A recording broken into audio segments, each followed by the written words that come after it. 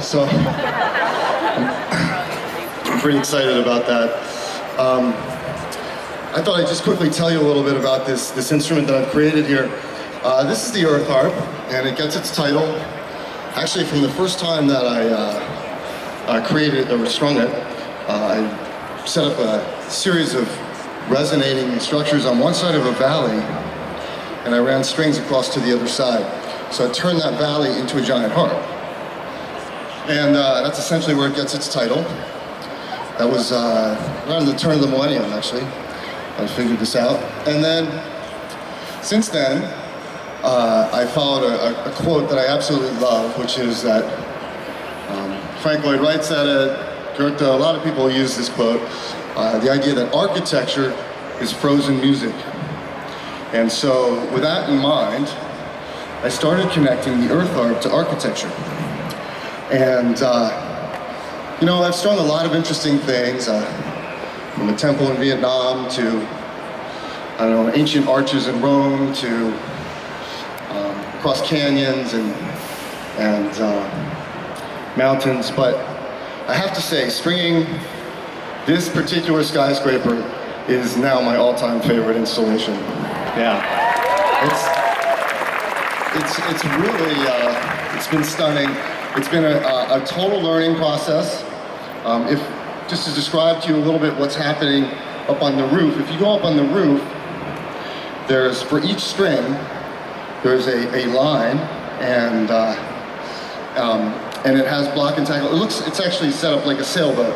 So it looks like there's basically 30 main sheets from a sailboat up there.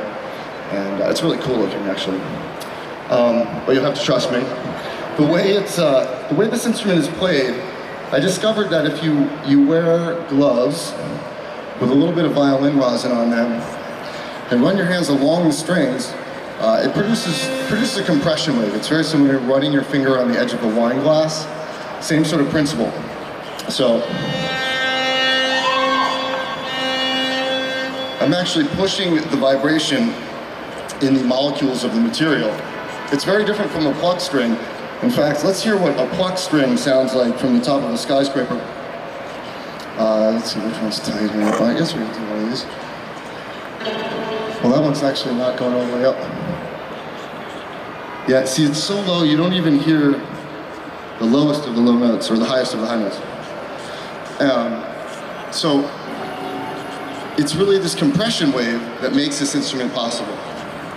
And I discovered a way to tune it as well early on, that if I put these blocks on, they're sort of like little capos on a guitar, for each string, it affects the pitch. So the closer in the block is, the higher the pitch. And, hold on. And yeah, exactly. And then Sarah's playing the lowest one over there, so.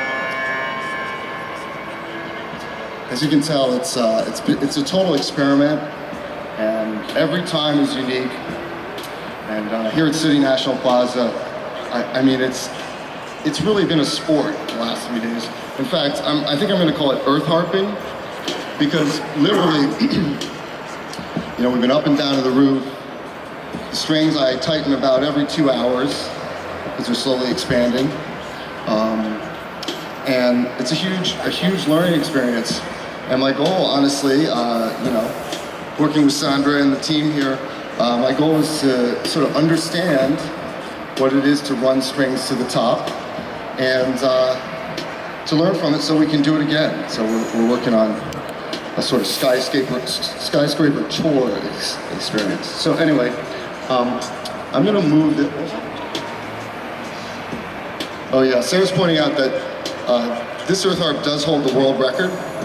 In fact, this is the one that we set it with, and it's just a little bit longer than this, but for all intents and purposes, it's, you know. Anyway,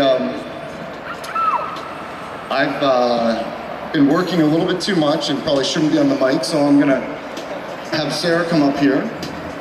And, you know, another thing is the strings are never this vertical. Usually when we're in a concert hall and the strings are going out sort of at an angle like this and going to the balcony. And so we're learning how to play this as you're watching. So here we go with a little Moonlight Sonata. All right.